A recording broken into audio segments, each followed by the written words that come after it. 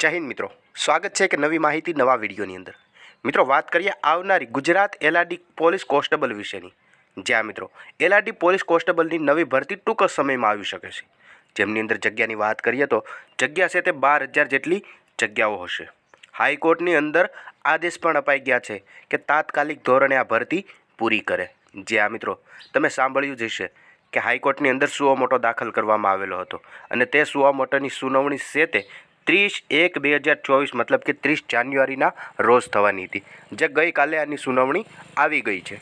તો તે સુનાવણીની અંદર રાજ્ય સરકારે હાઈકોર્ટને શું જવાબ આપ્યો તેમની તમામ માહિતી વિડીયોની અંદર વિગતવાર જોવાની છે।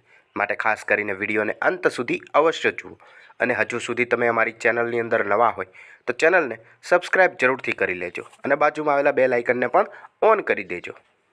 સૌપ્રથમ મિત્રો વાત કરીએ તો દીપક રાજાણી સાહેબ દ્વારા પોતાના ટ્વિટર એકાઉન્ટના મારફતે જણાવે છે કે ગુજરાત પોલીસની અંદર ખાલી પડેલી 12,000 જેટલી જગ્યાઓ પર નજીકના ભવિષ્યમાં ભરતી થશે। જ્યાં મિત્રો નજીકના સમયમાં નહીં, નજીકના આવનારા ભવિષ્યની અંદર આ ભરતી કરવામાં આવશે। હાઈકોર્ટમાં થયેલી સુઓ મોટો અરજીની સુનાવણી છે તે રાજ્ય સરકારે તેમનો જવાબ આપ્યો છે। જ્યાં મિત્રો એલઆરડી કોન્સ્ટેબલ અને પીએસઆઈને ધ્યાનમાં રાખીને રાજ્યના પોલીસ કર્મીઓની ભરતી મુદ્દે હાઈકોર્ટની અંદર સુઓ મોટો હતી। હાઈકોર્ટમાં પોલીસ ભરતીની તમામ માહિતી આપવા માટે રાજ્ય સરકારને આદેશ પણ કર્યો હતો।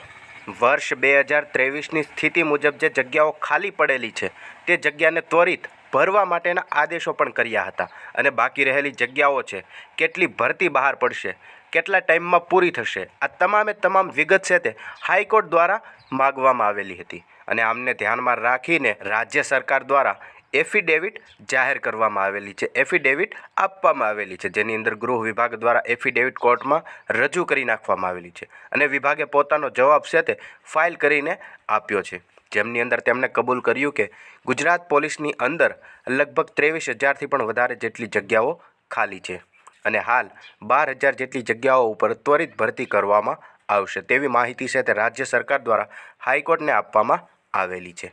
જ્યાં મિત્રો હવે જોવાનું એ રહ્યું કે 12,000 પ્લસની ભરતી છે તે આખરે ક્યારે આવશે, તેમના ફોર્મ ક્યારે ભરાશે અને ફોર્મની વાત તો દૂર રહી, પરંતુ નવા આરઆર છે તે આરઆરની માહિતી ક્યારે આવશે, નવા આરઆર ક્યારે જાહેર થશે તેમની પણ હજી માહિતી આવવાની બાકી જ છે। તદુપરાંત આવી નવી માહિતી જોતા રહેવા માટે હમણાં જ ચેનલને સબસ્ક્રાઈબ જરૂરથી કરી લેજો।